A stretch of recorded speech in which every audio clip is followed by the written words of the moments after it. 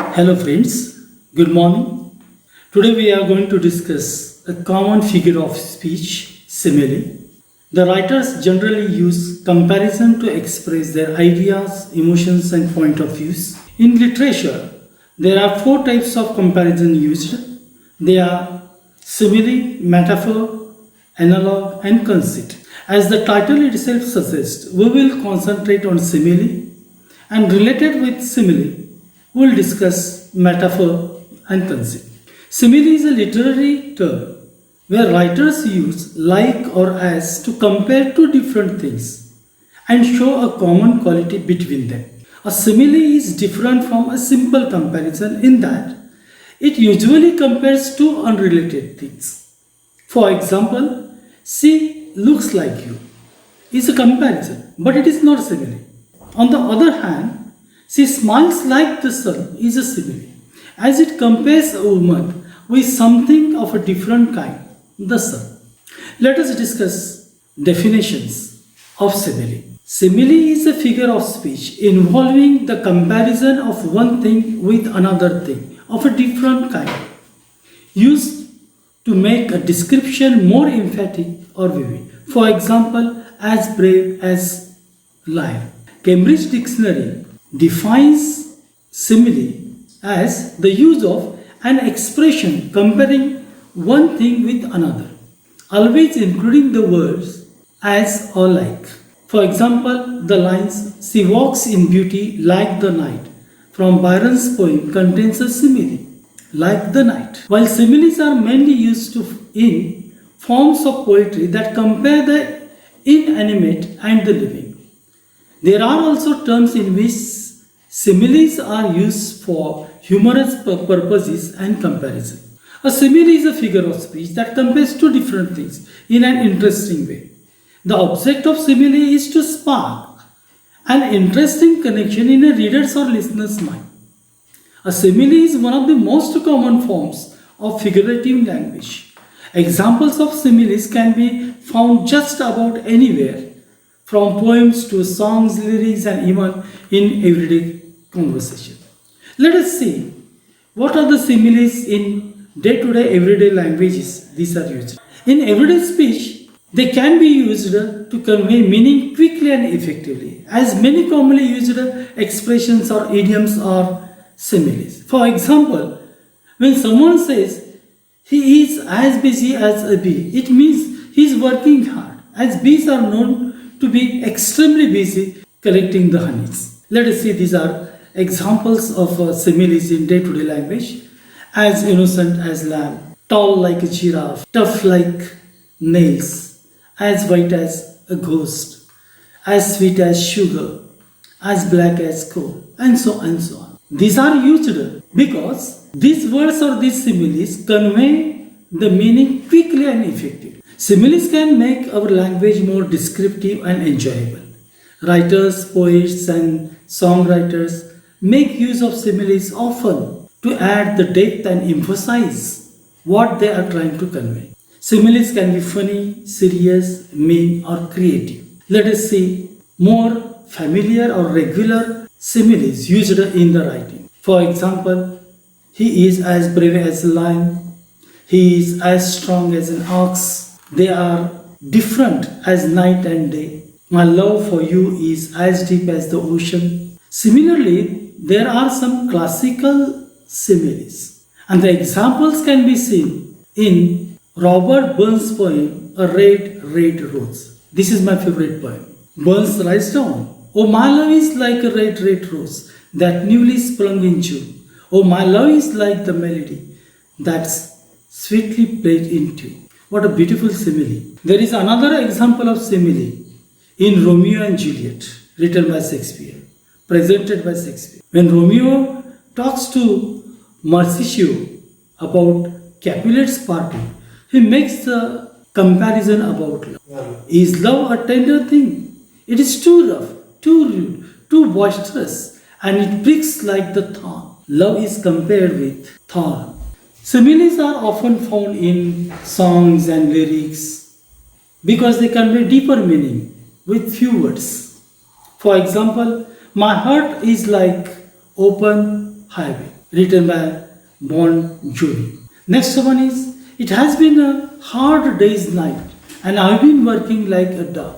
It seems to me you lived your life like a candle in the wind. Or the best example written by Foreigner in the poem like cold as ice, in the song you are as cold as ice. Okay, I hope that you have properly understood what is the simile. A similar quality in two different objects. Comparison is there, uneven things are there, but both have got some common meaning in it, common aspect in it. Now let us discuss simile that is further developed into metaphor.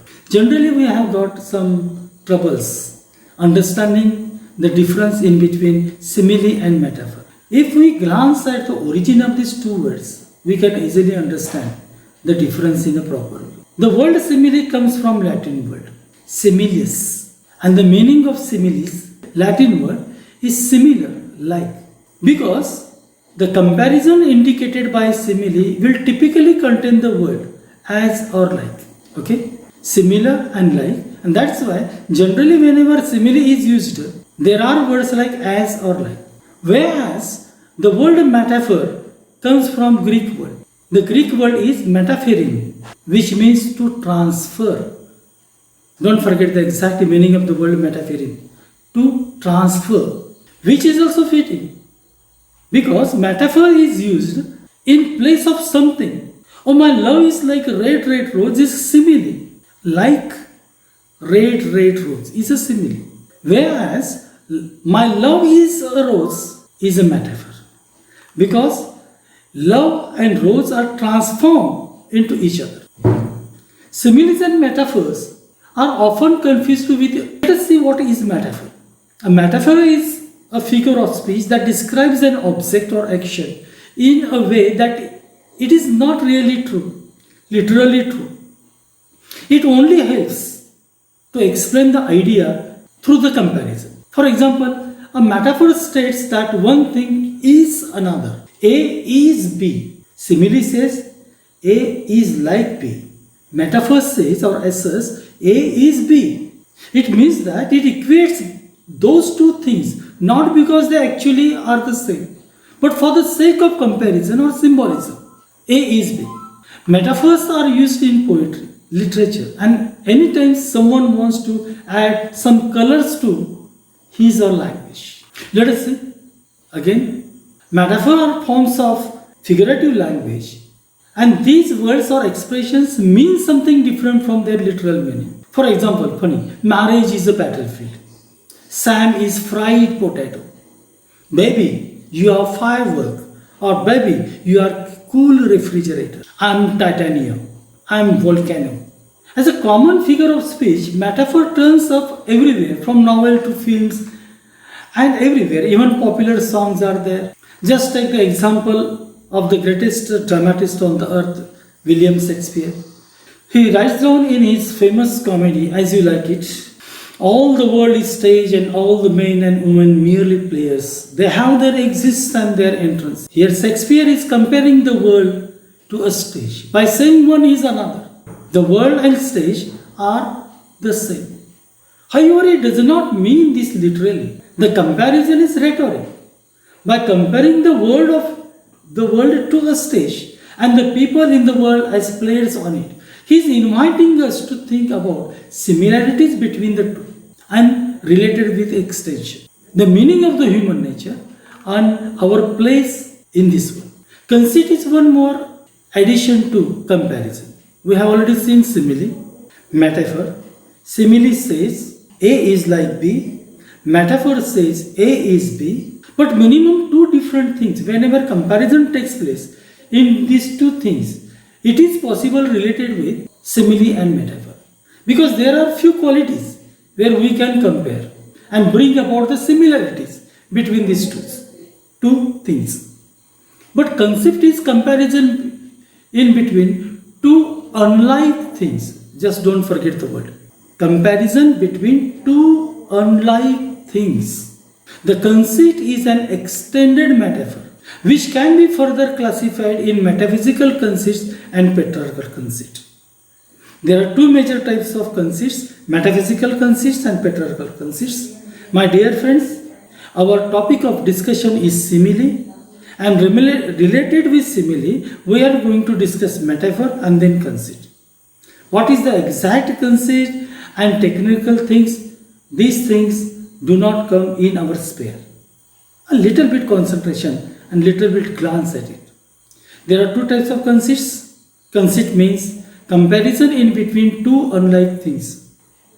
Far-fetched, uneven, uncomparable. Two things are there and these are compared. And the writer tries to find out, discover or invent the similarities in between these two things.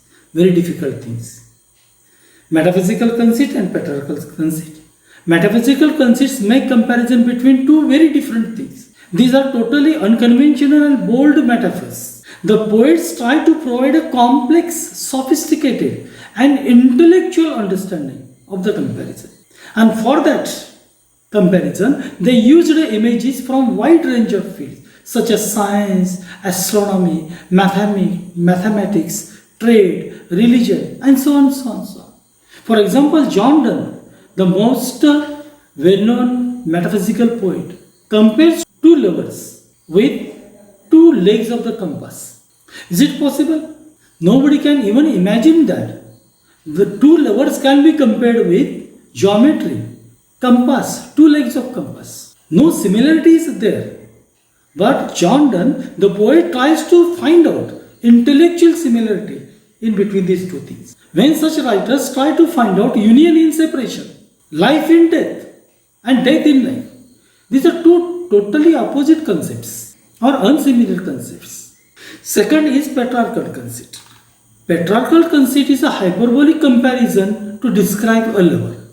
This type of comparison often compares the lovers to a greater and precious object such as the sun, the moon, or the stars, etc., etc., etc. For example, Romeo in the play Romeo and Juliet, when there is a breaking of dawn early in the morning, he exclaims, "But soft, what light through yonder window breaks? It is the east, and Juliet is the sun." He compares Juliet with the sun. And these are very interesting aspects of the conceit. Okay?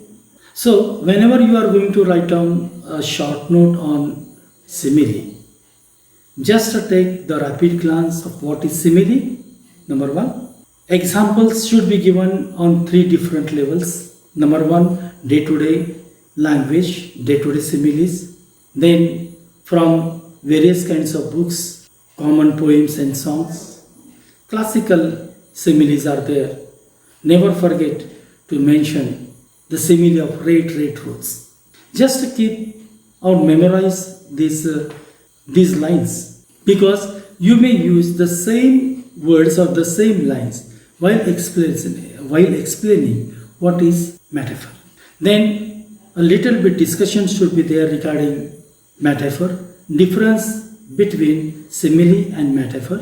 2 or 3 examples of metaphor, and then a short paragraph, rather short paragraph, which will describe the extended metaphor, that is conceit. If possible for you, give 2 types of conceits, mention 2 types of conceits, metaphysical conceits and patriarchal conceit.